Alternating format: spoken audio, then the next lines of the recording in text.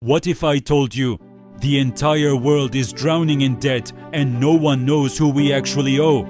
Think about every corner of the globe, from America to Japan, from Germany to Saudi Arabia. Everyone, and I mean everyone, is deep in debt. The United States owes $38 trillion, the European Union $14 trillion, Japan nearly $9 trillion. And that one big question inevitably appears. If everyone is in debt, then who is the creditor? Welcome. This is a story where money, power, and history sit at the same table. And as always, nothing is as simple as it looks.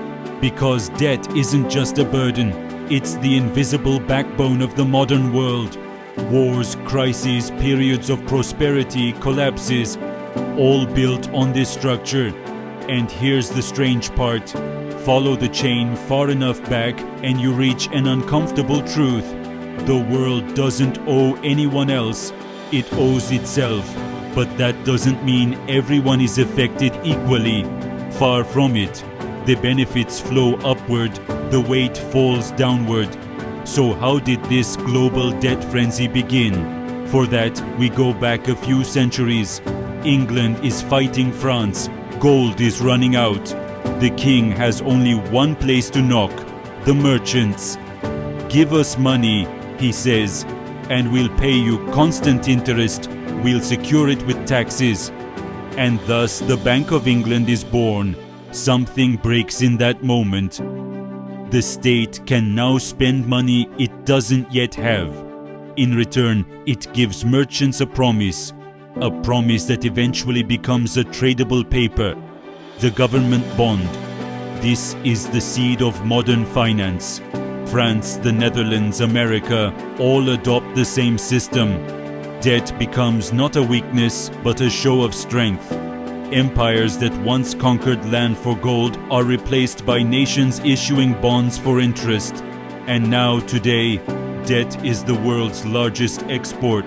The US borrows, Japan borrows, Europe borrows. Global debt grows by $1 trillion every 100 days. So who actually holds America's debt? The answer is surprisingly simple. Most of America's debt is owed to America itself. Banks, pension funds, investment funds, the Federal Reserve, they buy, sell, rebuy the same bonds. The cycle never stops. Foreign countries hold only about a third. Yes, China and Japan own US treasuries, but far less than people imagine. And the same pattern exists everywhere. Japan lends to the US. The US lends to Europe through the IMF. Europe lends to developing nations. And they invest their reserves back into Western bonds. The world is one big table. Everyone holds someone else's promise.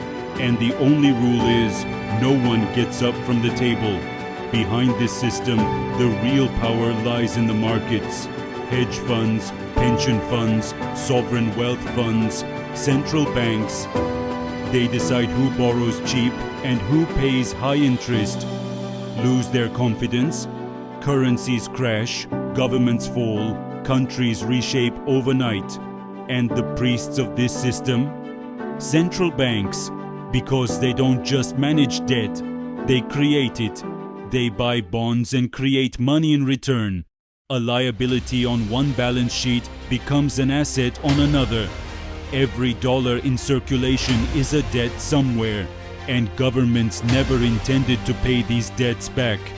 Not once in history, state debt works like a subscription, always renewed, old debt paid with new debt. The real product is the interest, and the global economy depends on that interest. Here's the wildest part. If governments actually paid off their debts, the economy would collapse, because the safest asset in the world, government debt, would disappear. So the goal was never to reduce debt to zero. The goal has always been the same: maintain confidence. Because when confidence dies, the system falls. But remember, not everyone pays the same price. Interest flows from the bottom to the top. Those who hold the debt win, Those who only repay it lose. That's why rising debt also means rising inequality.